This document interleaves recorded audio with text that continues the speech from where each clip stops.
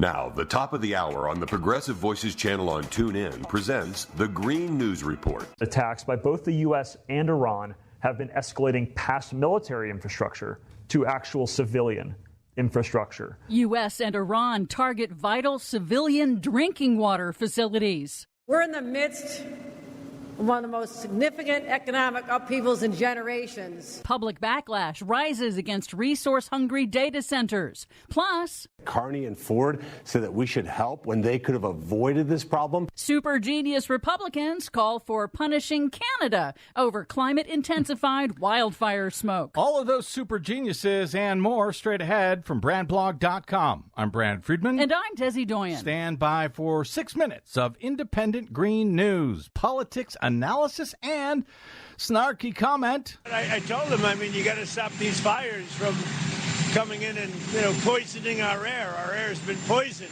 I've never remembered this happening. Over the last 4 or 5 years, you saw it starting to take place. I've never remembered it happening before. And I wonder why that is, President Jackass. This is your Green News Report. Okay, Desi Doyen, I'm sorry, I didn't mean to call Donald Trump President Jackass, but we're on FCC radio, so that's about as strong as I could go. Yes, I understand. Yeah, what do you got for us today? Well, first, Tropical Storm Bertha has formed in the Gulf of Mexico. It is the second named storm of the season, but it is unlikely to reach hurricane status.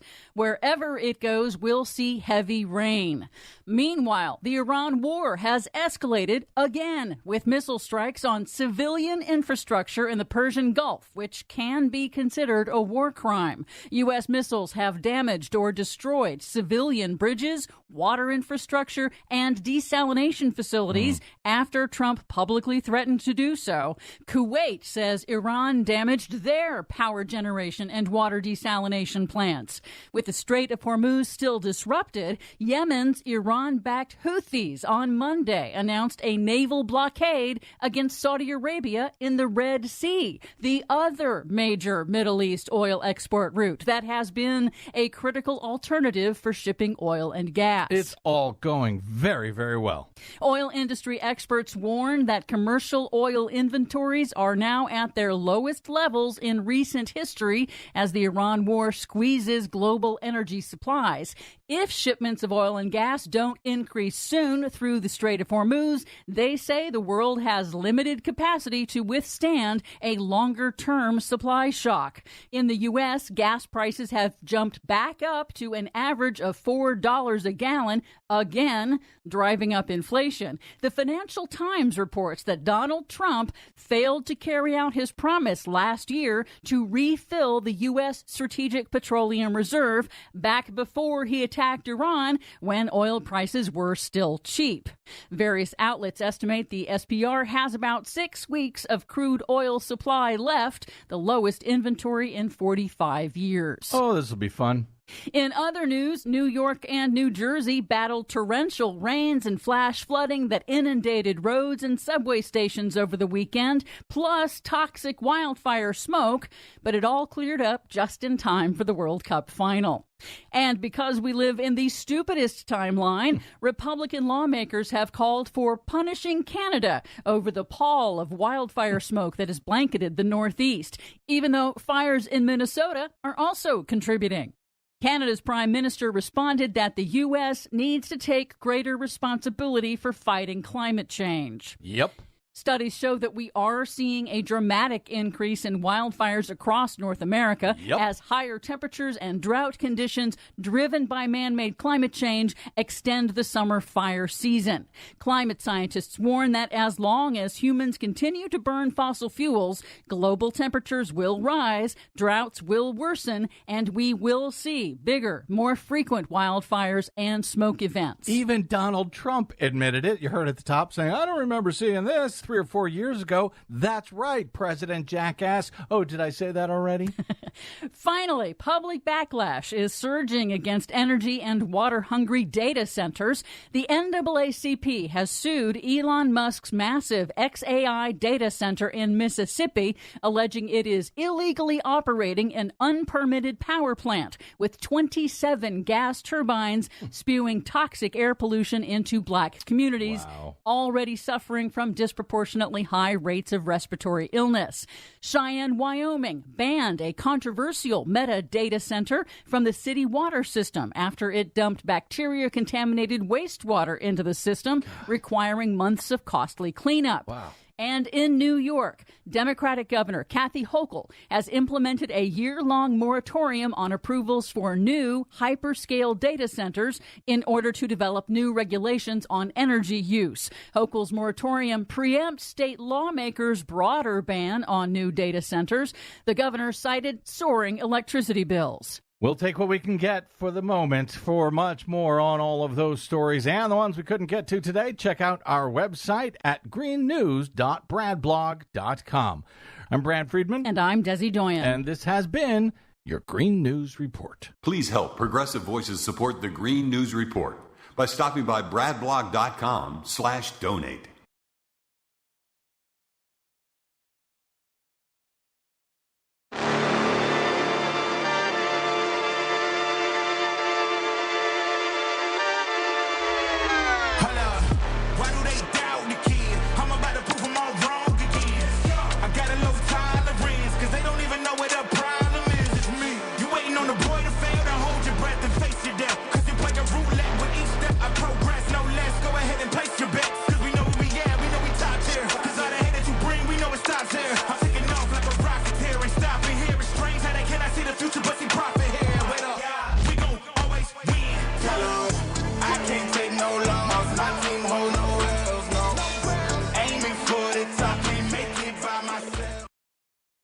Welcome back. It's Thursday. Brett Breaks Things. Really glad to have you guys with me. I like going back and reading the chat after shows. Awesome community in my chat room. Huge shout out to my moderators, Kim Chi, and all you guys that just do an amazing job day in and day out promoting the show, aggregating the chat, getting people engaged, hyped up about this. I love you guys. Love you guys. Really do. Really do. And you guys really add a lot of insight, which sometimes I'll go back and I'll read through it like, oh man, that is such a great point. I wish I had thought of that. Extremely intelligent crowd in my chat rooms. I'm eternally grateful to you guys. And today's show, I feel like it's a show for you. It's a show for my diehards. It's a show for those of you who just love to do the digging, the stuff that we absolutely have no access to otherwise. The digging. And man, did we do some digging today. And we did it with the help of CNN. Man, CNN recently has done some amazing analysis on the back end of Trump's financial disclosures. And we have been piece by piece putting it together and getting a broader picture of the corruption and just the printing machine, the money printing machine that Trump has made the Oval Office to be. And today we're going to highlight a lot of the, going beneath the surface, looking under the hood of some of this. And we're going to start with some just palpable, immeasurable hypocrisy. The hypocrisy and the political gamesmanship and dirty tricks being played by the Republicans right now. The hypocrisy out of Trump and the gamesmanship and the dirty tricks and the muck that the Republicans are willing to wade in right now. I'm going to highlight this by beginning with some legislation. A lot of legislation was just jammed through the House because they're about to go on a 5-week break. So they jammed a bunch of stuff through.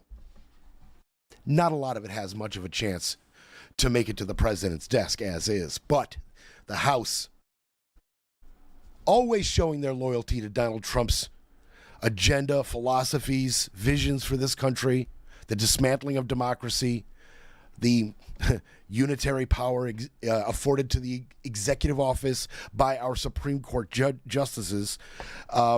They're always in service of this guy over there at the House.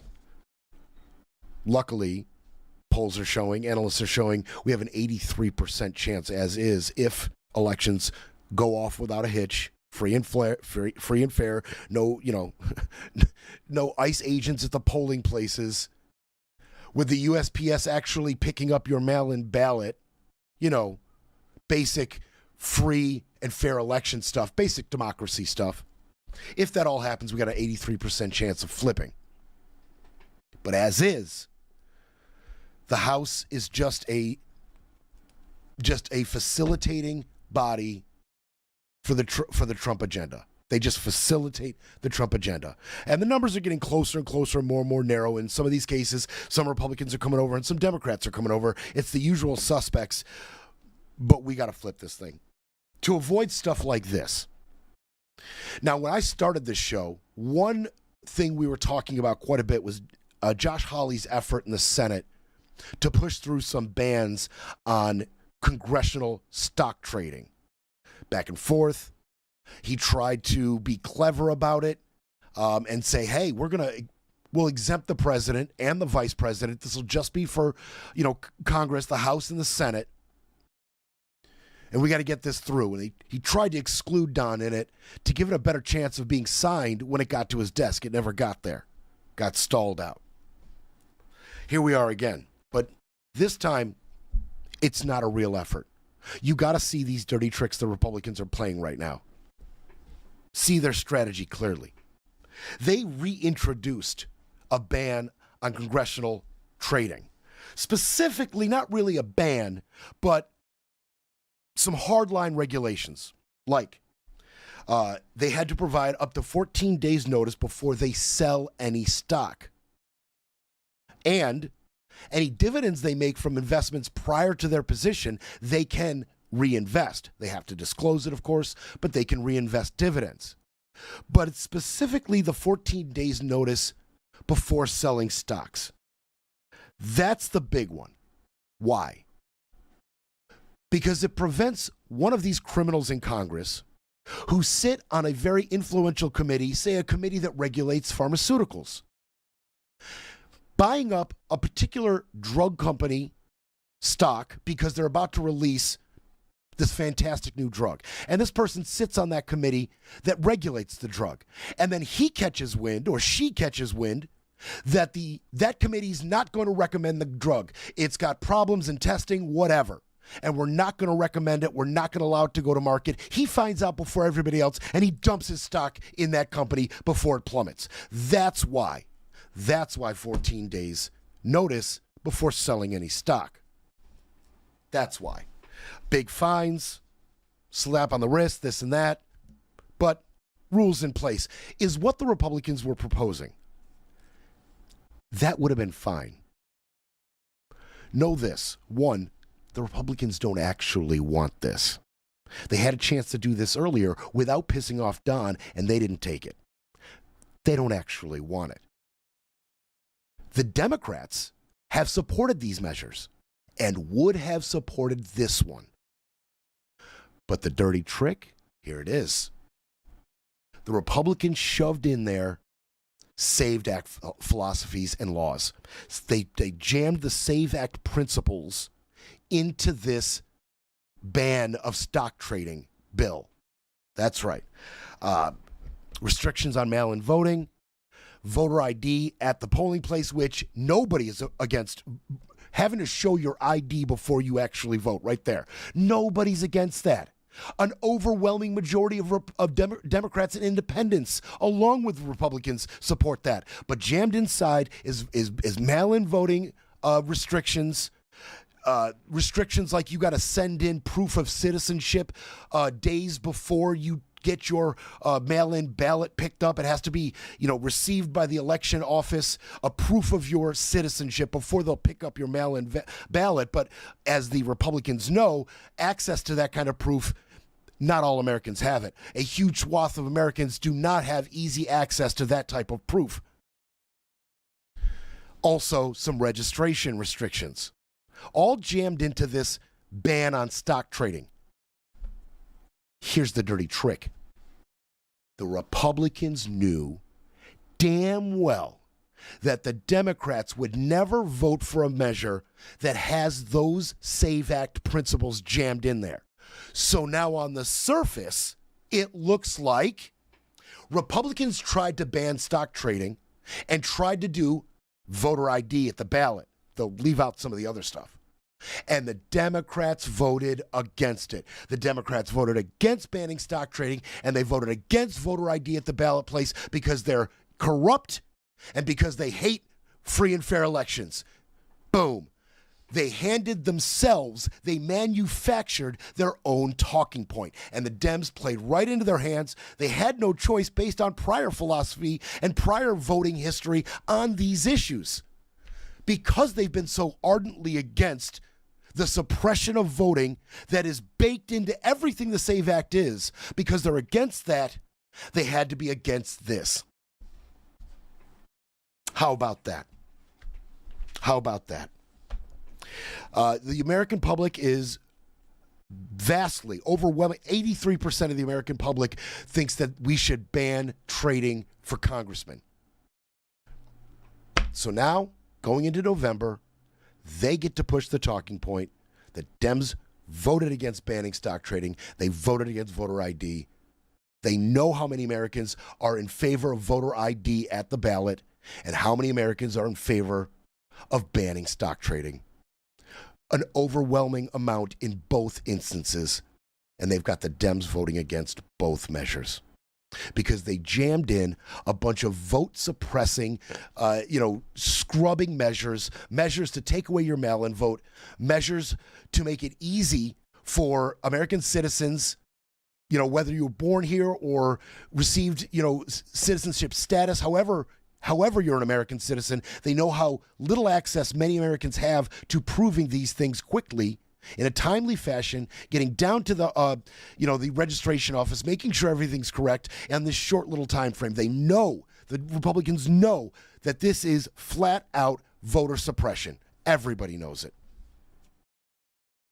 Everybody knows it. MAGA Republicans in the House, they were never going to vote for banning stock trading. The hardliners, the cultists, the real MAGA Republicans.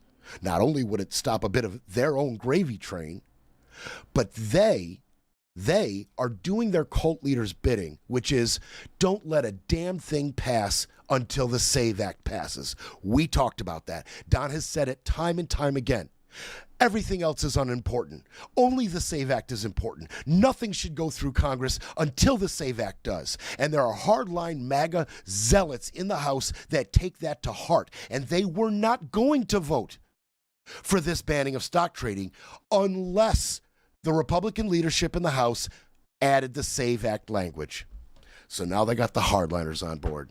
Now they've got the guys and girls they need to make this little political trick happen. They played them. They played the Dems. They played them.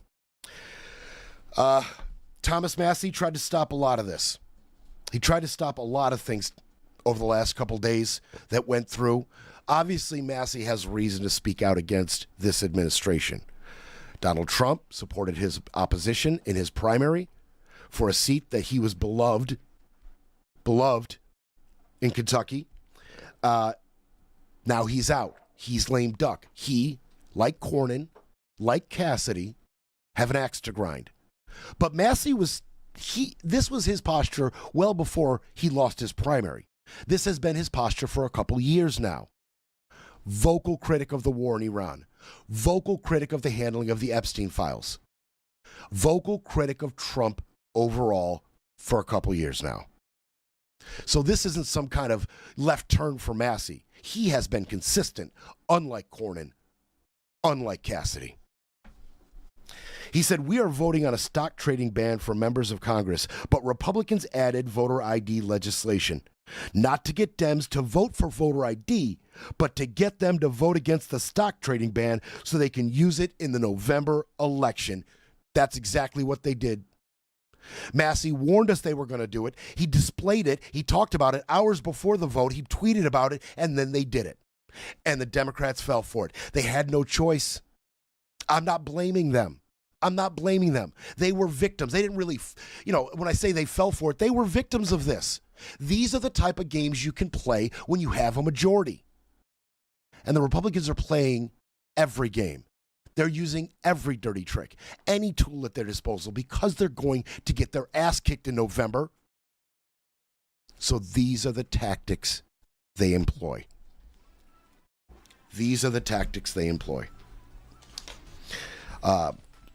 It's beginning already. They were ready with the talking points. They knew exactly how this was going to play out. They knew it was going to fail, and they were ready for their talking points. Steve Scalise immediately came out and said said that he saw nothing but obstruction from the Democrats. It's sad to say. It's a sad thing to see. The White House on their official Twitter account immediately, and I mean immediately, had a graphic ready to go. Breaking. 198 Democrats just voted against the Stop Insider Trading Act, which bans members of Congress from trading stocks while in office. Shameful. And that won't be the end of it. This will get louder and louder and louder. It's one of the few things they have left. It's one of the few tricks they have left to play. They're going to get their ass kicked, and they're trying to stem the tide.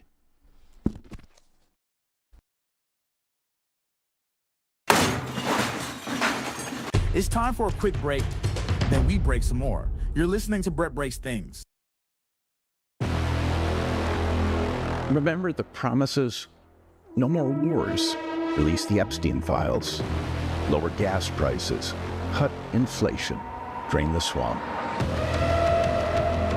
How's it going? Another foreign war costing us billions. Not one Epstein prosecution.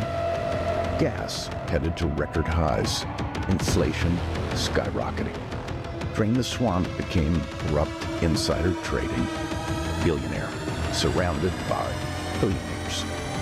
They don't stand at the gas pump watching it gut their paycheck. They don't care how much groceries cost. They don't worry about making rent, making payroll, or making it to the next paycheck. They think they can get away with it. They think you won't remember what they promised. Politicians don't stop breaking promises when they fail. They stop when their failure costs them something. What do we know? They'll keep doing it if we keep voting for them. Had enough?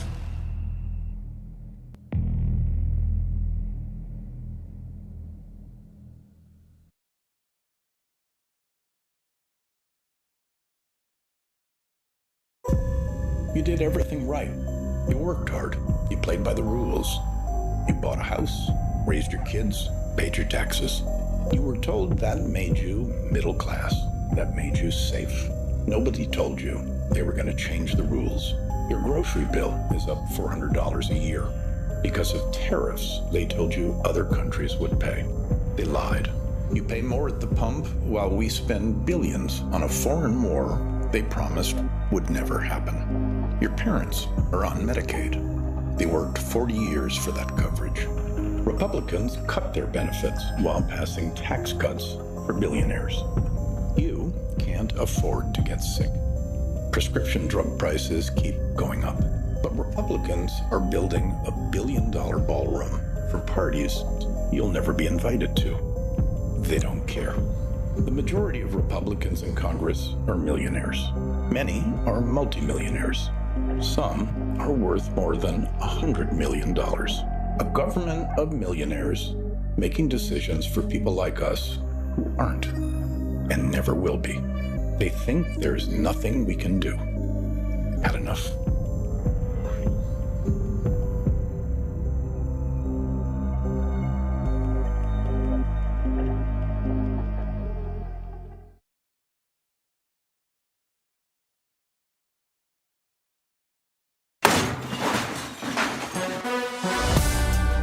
You're back with Brett Breaks Things, because silence isn't an option.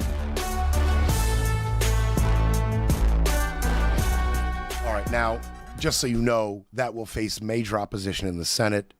The Senate probably will not adhere to much of what is written in that legislation. Already they're having a problem getting a majority vote, a 60-vote majority on any of the SAVE Act stuff. They won't play into that little bit of gamesmanship. All the Republicans knew that. Everybody knew that piece of legislation, that stock ban with the SAVE Act jammed in there, has no chance in the Senate. Everybody knows it. It was just to create the talking point, and they did it. Now the hypocrisy. The hypocrisy is so damn thick you can cut it up and serve it out. The hypocrisy you can't even see through. It's friggin' crazy. As Don gets on board publicly with this legislation on a ban of stock trading in Congress, CNN has done a comprehensive analysis of Don's stock trading. And a lot of this we've talked about, and I'm not going to get deep into the stuff we already talked about. I'm only bringing the new stuff, the hot stuff, what's hot in the streets right now. It's all I'm bringing you. And more comprehensive figures. And we told you about the thousands of stock trades Don has made already this term, year and a half, compared to the 50 he made in his first term, 50, and the 0 Biden and the people who came before him, Barack and George Bush, the 0 they made. Okay? We've talked about the volume. But what we haven't talked about is the stuff that's actionable, the stuff that hopefully will get him in trouble when it comes time to impeach him. Namely, the stocks he has promoted from the Oval Office. Stocks that he buys, that he then... All right. What are we talking about? He goes on True Social, talking about NVIDIA, says he has some very big, exciting news about NVIDIA, and talks about their plans to build AI supercomputers in the United States and some of the expansion of their business, and talked about permits that are just about to be awarded to NVIDIA to build these supercomputers. Quote, all necessary permits will be expedited and quickly delivered to NVIDIA and similar companies. That post was 2 days before he bought $500,000 of stock in NVIDIA. This is what we're talking about. He has done it again and again and again. Want to remind you, the White House's position strongly denies that Trump has ever used his office for financial gain, says his actions are aimed at benefiting the American public, and his stock trades are conducted by outside financial managers. Just know, always remember, every other president before him has either completely divested or put their management into a blind trust where they absolutely cannot have any knowledge of any of the trades being made for him. They've all done it, either divested or blind trust. Trump has not put his investments in a blind trust. He has not. He can see all of the moves his money managers make. Period. Now, on to CNN's analysis. Then I'm going to give you some really egregious examples. CNN found that Trump made at least 44 stock purchases of 21 different companies within a week before he posted a complimentary Truth Social message about those firms, their executives, or their products. He's done it 44 times. Buy the stock. 2 days later, Truth Social post complimenting, pushing, being excited about that company's products or prospects or permits or contracts, whatever. You want the examples? Let me give you some egregious ones. Big ones, bigly, strongly ones. The bigly, strongly ones. All right. On January 6, 2025, Trump bought thousands of dollars in U.S. steel. The next day, he went on Truth Social and posted that his planned tariffs would make it much more profitable and valuable for U.S. steel. Wouldn't it be nice to have a U.S. Steel, once the greatest company in the world, lead the charge toward greatness again? It can all happen very quickly. You want another one? One of his most frequently traded stocks is Tesla. He made around 50 purchases of Tesla last year. Those 50 purchases were around $4 million in investment. Those purchases were made days before he went and posted several videos of him and Elon Musk fawning over new Tesla models, touting how great it is, how great the company is, how great Elon is. You remember that little photo op? You remember? And we're scratching our heads. What the hell is this? What the hell is this? A new Tesla vehicle wheeled up to the White House while he and Elon Musk fawn over it and talk about how great it is? Well, that was because 2 days earlier, he bought around $4 million worth of stock in Tesla. And don't forget, his little relationship with Elon, it was tumultuous, right? It had a total fallout in the summer. And Elon's out here posting, oh, by the way, Donald Trump is in the Epstein files. And they hated each other for a little while, right? Yeah, of course they did. Don continued to buy Tesla stock after that. Continued to buy stock. And then, on July 23rd, he bought an additional $1 million worth of stock. After all of this fallout, on July 23rd, he bought $1 million worth of stock, and the next day, he posts this. Everyone is stating that I will destroy Elon's companies by taking away some, if not all, of the large-scale subsidies he receives from the U.S. government. This is not so. I want Elon and all businesses within our country to thrive. In fact, thrive like never before. And the stocks surged.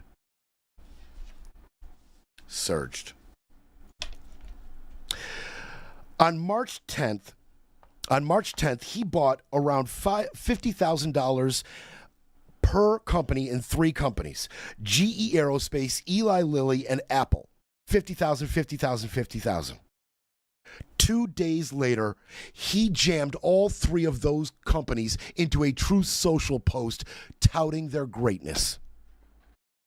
They all got put on the same one. I'm sure their executives were thinking, come on, we can't get our own post? We're a part of the grift too. Throw us a bone here, Don. Nah, Don ain't got time for that. All 3 got jammed into one post. Unbelievable. July 31st, he bought about $50,000 in American Eagle Outfitters, the jean company. 4 days later, he posted some Truth Social post about how great Sydney Sweeney is. Sydney Sweeney, a registered Republican, has the hottest ad out there. It's for American Eagle, and the jeans are flying off the shelves. Go get them, Sydney. Go get them. The examples go on and on and on and on. 44 times he did this.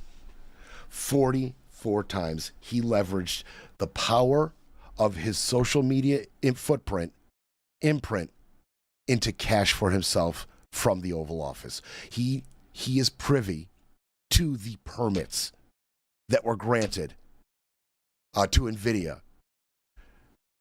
He knows exactly how much money we're about to hand Tesla and Elon Musk subsidiaries in government contracts. He knows.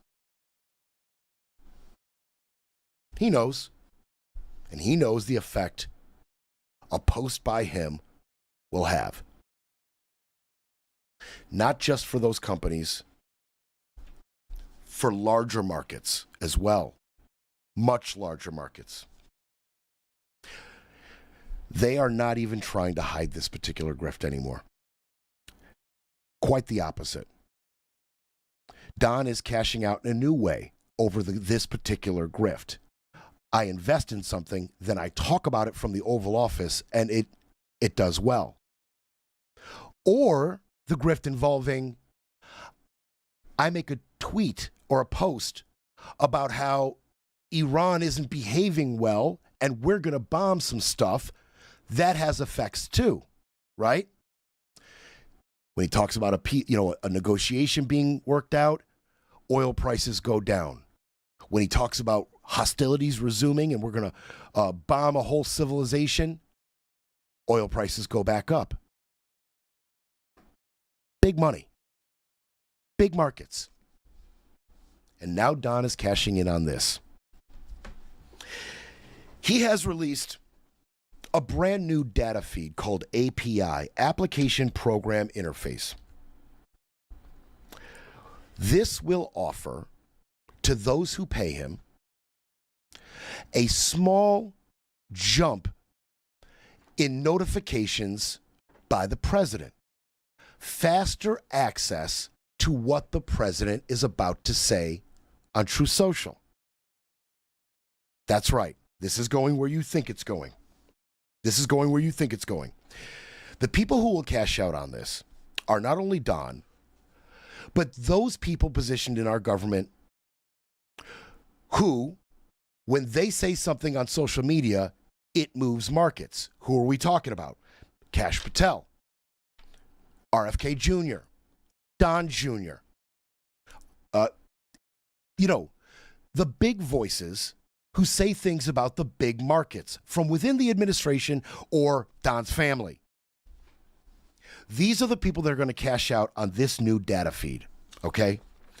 Now, like I said, when he says something about we're moving oil through Strait of Hormuz, oil prices go down. When he says something about we're reinstating a blockade or more attacks in Iran, they go up. They go up. Now you can subscribe to API. Truth API, it's called. J.D. Vance is another one. Both Don's sons. You can subscribe to Truth API, which follows these accounts. For $100,000 a month, you get access. You can't afford that? Well, I'm sorry for you. It's $100,000 a month for access to this. And you get access to a little bit of knowledge before everybody else. And that little bit of time, that little bit of knowledge is the whole difference. It's the whole ball game. He's cashing in a brand new way. He's evolving this grift. We'll be back to break it all down. You're listening to Brett Breaks Things.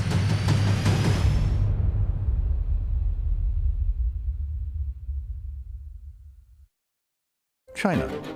They've been taking our jobs for decades. Millions of jobs lost to unfair trade and cheap labor, crushing American workers. Elon Musk made $178 billion last year. His largest factory is in China. Tim Cook, CEO of Apple, made over $100 million last year. iPhones are made in China with cheap labor. These companies made billions in profits exploiting American workers. Who's going to speak up for the American worker? Nobody. Donald Trump and the Republicans don't care about us. They're cutting deals with China and laughing at us. More AI to kill our jobs? They love it. They get richer. We get screwed. It's wrong. But until we stop them, it will only get worse. Had enough?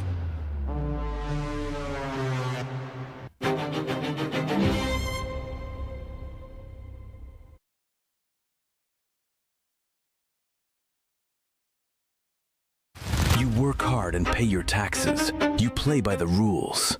Donald Trump and the Republicans think you are stupid, a patsy. They think they can do anything they want with your tax dollars. The Trump Justice Department just announced that $1.7 billion of your tax dollars will go to a secret list of Trump supporters. $1.7 billion. Who are the lucky Trump corruption lotto winners? A secret list picked by 5 members of a secret commission appointed by Trump's criminal defense lawyer. On January 6th, did you storm the Capitol and attack police officers? Did you try to help Trump steal the election in 2020? Move to the top of the list. It's crazy and corrupt. Why are Trump and the Republicans doing this? Because they think you're stupid and don't care. You work hard and play by the rules. Had enough?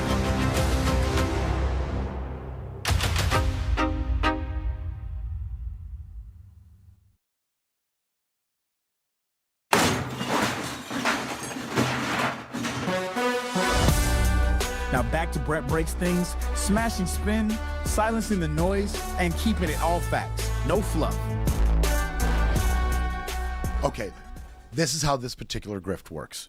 You sign up for Truth API, their new data feed that aggregates Trump, Don Jr., RFK Jr., their feeds, JD Vance, their feeds.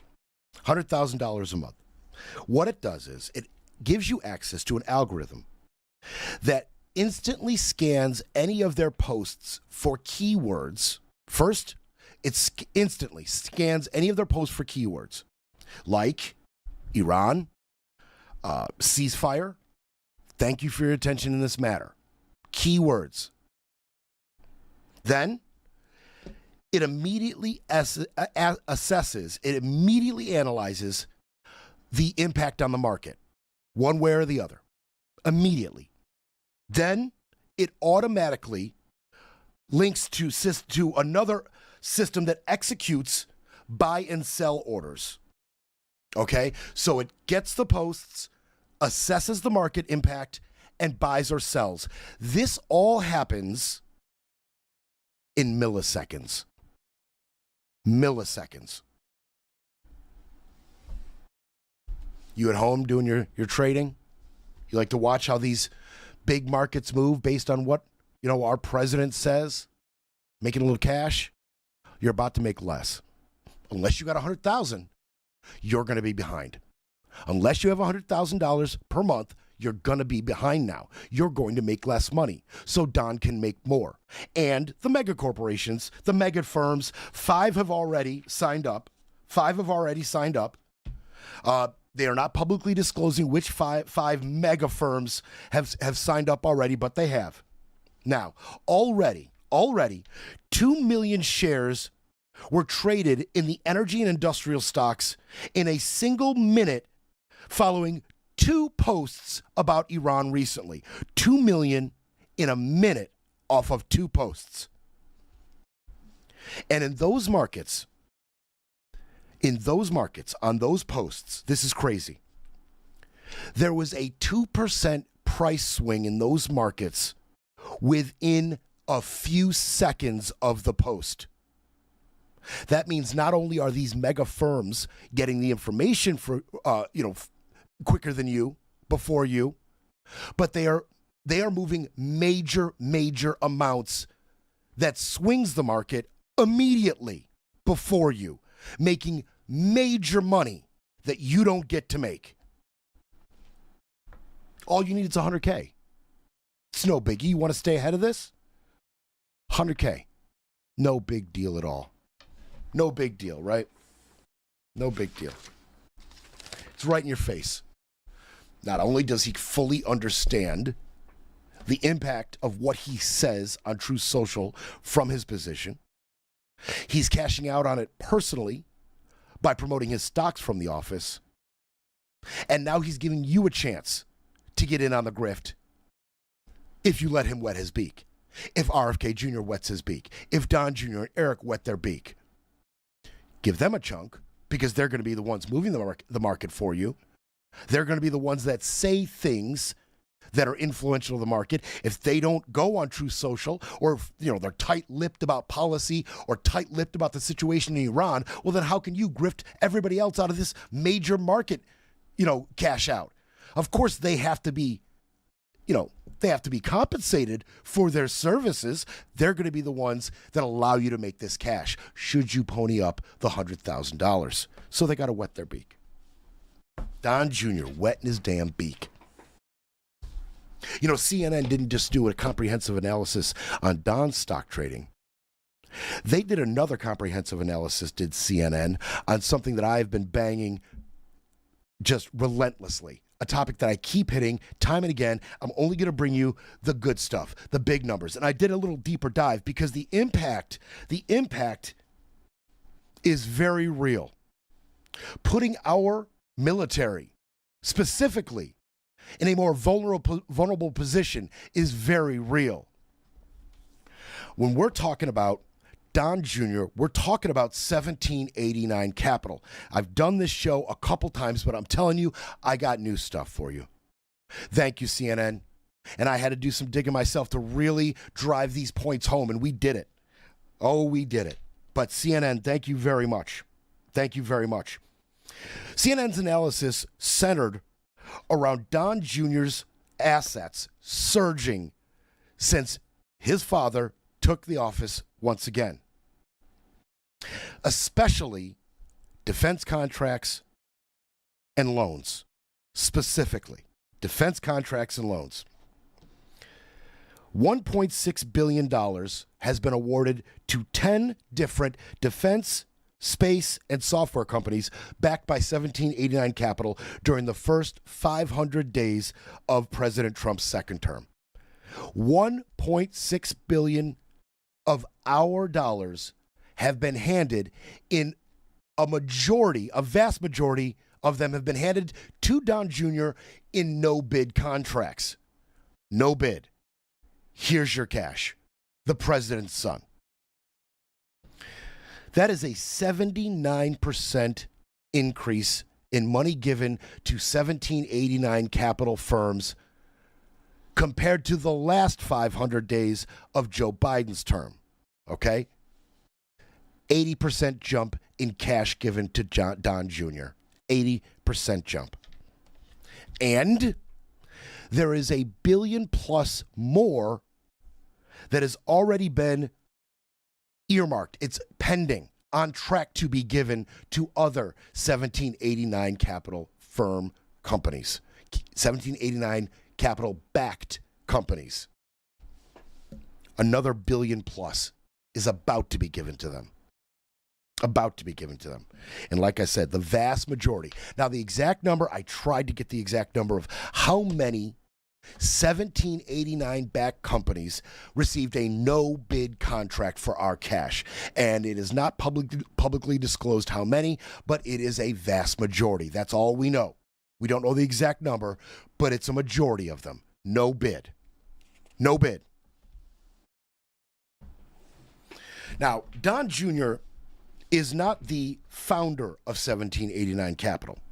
He's the biggest investor. The founder is a guy named Omid Malik. He's a former Bank of America managing director, used to be a Democrat, split with the Democrats over cultural and policy disagreements, and then started handing millions of dollars to Trump's political campaigns and political PACs. All in.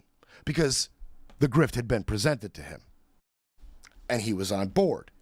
Allowed Don Jr. to come on, major investor, largest investor, and on the board. Don Jr., 1789 Capital, in conjunction with Omid Malik.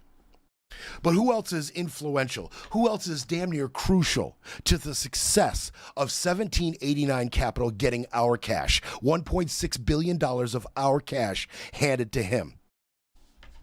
Peter Navarro. We've talked about him. Criminal. Peter Navarro. Con. He has been influential in pushing 1789 Capital companies to the forefront.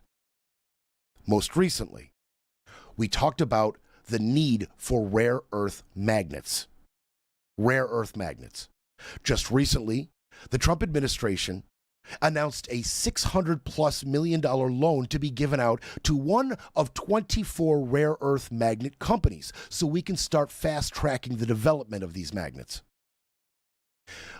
A day after the bid was announced, Peter Navarro makes a phone call to Pentagon officials and tells them the bidding's over, Vulcan Elements wins the bid, and fast-track this loan faster than any loan from our Pentagon has ever been fast-tracked before. And that's just what they did. Vulcan Elements A $17.89 backed company immediately gets this bid, $620 million loan, and then in 2 weeks, it was transferred. It was finalized, done. Record pace, and I mean by far. Apparently, the people at the Pentagon officials that were in charge of fast-tracking this loan, day and night, no sleep in the offices to fulfill Peter Navarro's demand. Peter Navarro. Who else? Who else? Pete Hegseth. Oh, Pete Hegseth. Pete Hegseth and his Secretary of Defense, Feinberg, these guys just keep handing Don Jr. companies defense contracts, one after another, and the money is big, and the corruption, it stinks. It stinks. He's out here visiting Anduril factories. Oh, yeah. Our Secretary of Defense has been doing tours of Anduril factories. Anduril, a defense contractor and a 1789-backed company. Anduril. He's out here saying, man, this is a great facility, and these guys, they politically align with our administration. They share our goals. They share our philosophies. And they started handing Anduril, Don Jr., a bunch of contracts. No bid. Like, well, there's a $1 billion contract with our U.S. Army for IT services. Did I say $1 billion? 20 billion. Why did I say $1 billion? A $20 billion contract with our U.S. Army for IT services. Anduril. A $24 million contract with our U.S. Marines for precision strike systems. Anduril. And they have a contract with the U.S. Air Force. They have a contract and a commitment from our Air Force to buy 150 of their FQ-44 jets. This is the unmanned jet market. New cutting-edge unmanned jets. Anduril has the FQ-44 jet. Our government said we're going to buy 150 of these jets from you, Anduril. No bid at $30 million per jet. What is it, like $6 billion? I'm not great with math. Something like $6 billion worth of jets. The FQ-44. Here's the thing. You want the effect on our government? You want the effect on our military this has? When you look at their competitors that had no chance of getting this because it was no bid, let's look at the competitors in the unmanned jet market. You've got Boeing. Boeing has the MQ-28 Ghost Bat. That is the most ready-to-go version, the most ready-to-go model from Boeing. That one's most ready to go. Out the door. We've done the testing. It's ready to go. Okay. You don't get the bid. Who else? Lockheed Martin. They have the Vectis unmanned vehicle. That is the most advanced of the unmanned jets. The most advanced. Light years ahead of its competition, not just here domestically, but globally as well. That's the most advanced. And Northrop Grumman. They have the Talon Blue. And that is the most cost efficient of the versions, of the options. So in no bid, we didn't get the most ready, we didn't get the most advanced, and we didn't get the cheapest. We didn't go for any of that. We dedicated 150 purchases from Don Jr. instead. From Don Jr. instead. Then there's RFK Jr. He's got a role to play. RFK Jr. Yeah, at HHS. Trump Jr. had a website to provide direct-to-customer pharmaceutical products. They had it on hold. Then they waited for Don to go on TV with RFK and say, we are promoting direct-to-consumer websites. We want to make a push in that. The very next day, Don Jr.'s site went live. Enhanced wellness, peptides, the peptide market, regulate mood, tissue repair, all sorts of value to it. But it's also dangerous, untested, unstable, black markets. Well, RFK Jr. went and lifted all FDA regulations around Don Jr.'s Enhanced Games and Wellness Company, which provides the peptides.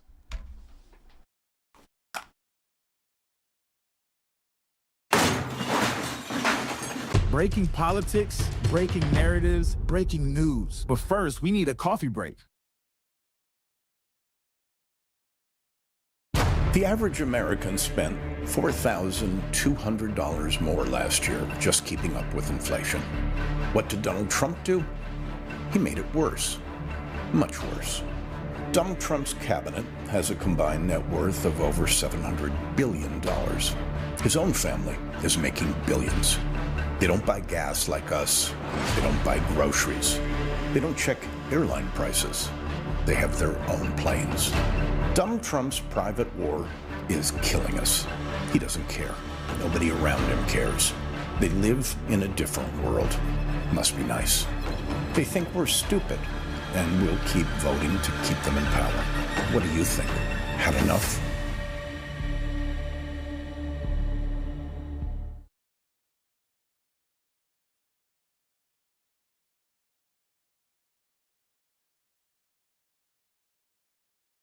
There's a class of people in America who think they're better than the rest of us.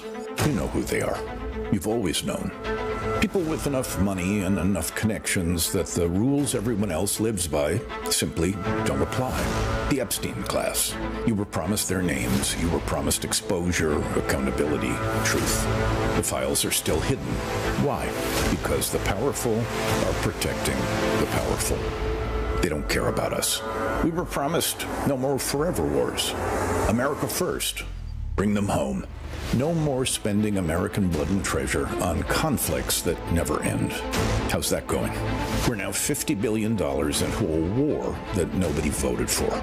Started by people who will never have a child in uniform. While we're trying to just get by, they cut taxes for their rich friends, protecting people who don't deserve protection, and running a government that works beautifully for them. They said they were fighting the elites. They are the elites. They said they were draining the swamp. They are the swamp. They said no more wars. They started one.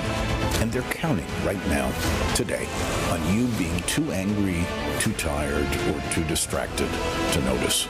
The Epstein class will keep screwing us as long as we let them. The question is, how do we stop them? At the ballot box. This November, it's our turn.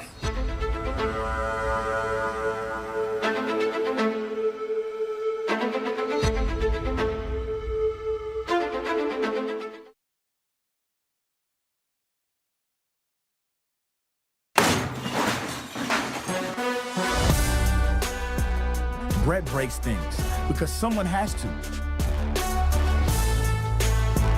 I'm getting excited, and I'm starting to run into other ways the administration is helping him put money in his pocket. We're talking about Don Jr., and I mentioned the Blink RX website, direct-to-customer pharmaceuticals that Don Jr. promoted from the pulpit there, from the White House press office. And Don Jr.'s company, Enhanced Games and Wellness, and a lot of people do like these peptides. They do. They regulate stress, pain, mood. They fight bacteria. They fight fungus. They do tissue repair, regulate metabolism. They do a lot of good things. But the fact remains, there's no large-scale clinical trials on these peptides. There's inconsistent quality. There's contamination risks. There's a black market surrounding them. There's fraud and mislabeling of it. So there's problems around this peptide market.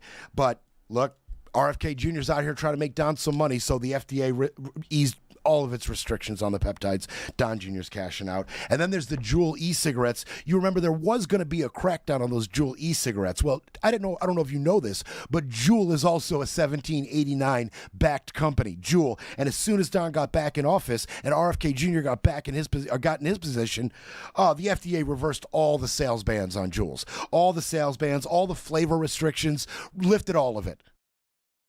Don can make his money again. But as far as these defense contracts go, here's a Trump Jr. spokesman. Don does not interface with the federal government as part of his role with any company that he invests in or advises. The attorney for 1789 Capital, he spoke. When asked whether 1789 discussed contracts with the administration, quote, the answer is unequivocally no. No. Our firm makes the same smart investments as other well-respected funds. No contact with the administration at all. None. And then here comes Don Jr. Here he comes. Drunk and coked up at a business conference in Saudi Arabia. I'm guessing about the drunk and coked up part. I'll say allegedly, because he's always drunk and coked up. Here he comes at a Saudi Arabian business conference and says the quiet part out loud. They just cannot help themselves.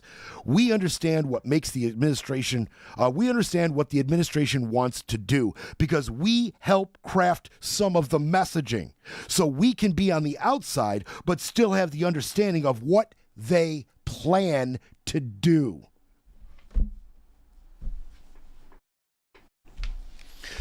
So there's Don admitting it.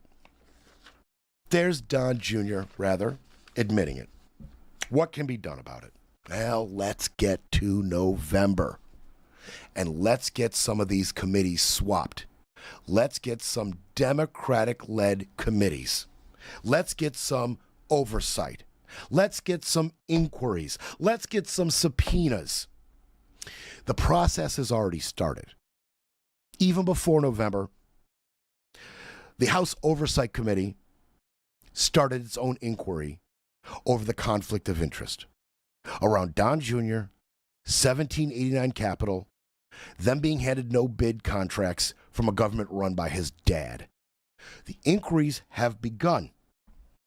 And the Defense Department's Inspector General is preparing right now a formal response to the House Oversight Committee's inquiries. Let's see how far this gets.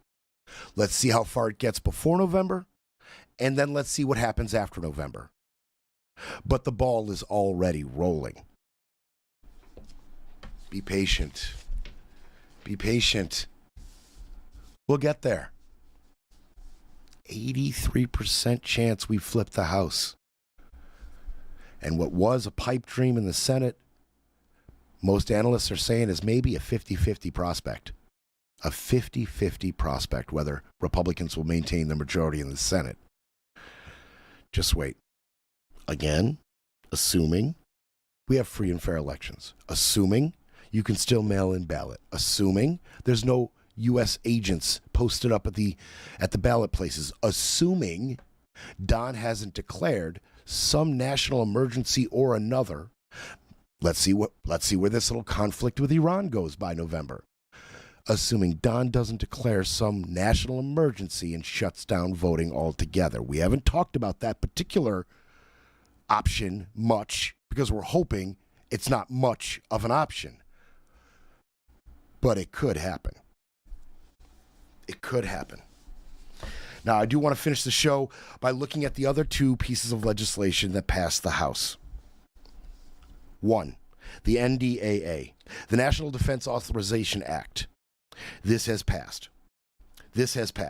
216 to 212. 6 Democrats supported it. 7 Republicans opposed it.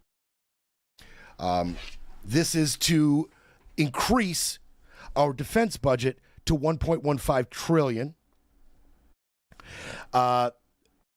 This normally is a bipartisan thing, passing the NDAA. A lot of you know that. You know, we're passing the defense budget. Normally, we just pass it. This time, however, they just could not help themselves. They just can't help themselves. They have to jam in the SAVE Act. They just can't help themselves. So the NDAA passed, and we'll get to it, 216 to 212, and the budget resolution, Reconciliation 3.0, that passed as well. Now, that was promoted as $73 billion additional funding to support the cost of the war. 2 separate measures, the NDAA and the resolution to support the cost of the war. But it's actually $95 billion. It's actually $95 billion. Unbelievable. Now, as far as the NDAA, I want to be clear here, taking my time because I want to be clear. As far as the NDAA, that has passed the House with SAVE Act legislation jammed into it. It probably won't pass the Senate. because the Senate will not adhere to the House's version. And they don't want to go back and forth amending it, voting on it, amending it, voting on it. They're probably not going to engage in that this time. They're probably just going to decline the House's version and spend this time over the next couple months writing their own version that the House can get on board with, because they're the Senate. They're the big dogs. The House can't expect the Senate to adhere to their version. The House is expected to adhere to the Senate's version. And I expect that's what's going to happen. So I don't think this will even come up for a vote in the Senate, this House version of the NDAA. As far as the resolution goes, this has possibly no chance as well through the Senate, but as is, they were saying, the resolution, Reconciliation 3.0, they were saying we want $73 billion extra dollars. But they actually wanted 95. They wanted an extra 12 in aid for farmers, great, and an extra 10 billion in election-related measures. That's right. They jammed it in there as well. They jammed it in the ban on congressional stock trading. They jammed it in our NDAA, which is usually bipartisan, goes right through every single time. They jammed it in there, and they jammed it on the reconciliation as well. $10 billion for election-related measures, proof of citizenship, ID at the ballot, not taking your mail-in ballots unless you have provided the election offices with proof of your citizenship beforehand. They just absolutely cannot help themselves. And there was some other crazy crap they wanted to jam into some of this. Thank God the House shot down some of this stuff. They wanted to bar the U.S. from ever assisting Ukraine ever again, and they wanted to bar transgender people from joining the military. They tried to jam that into our NDAA. Luckily, that got shot down. But that pesky little military and technology cooperation with Israel, that made it. That made it. I'll see you kids tomorrow. They'll try to repair the narrative, but Brett Breaks Things will be back tomorrow to break it all down.